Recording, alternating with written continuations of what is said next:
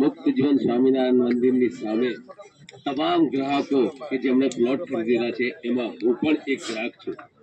માટે એક આનંદની લાગણી સાથે આ તમામ ગ્રાહકોને હું મારી વ્યથા અને એક સંગીતની અદાની અંદર હું એક ગીત ગાઈશ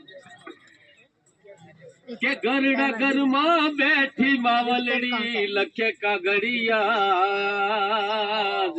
કે ગરડા ઘરમાં બેઠી માવલડી લખે કાગડિયા. આજ જય કે જે મારા દીકરાને મારી ખબર્યું લેવા આવ, બેટા તારું મુખડું જોવા આંખો મારી લાગી રોવા, બેટા તારું મુખડું જોવા આંખો મારી લાગી રોવા.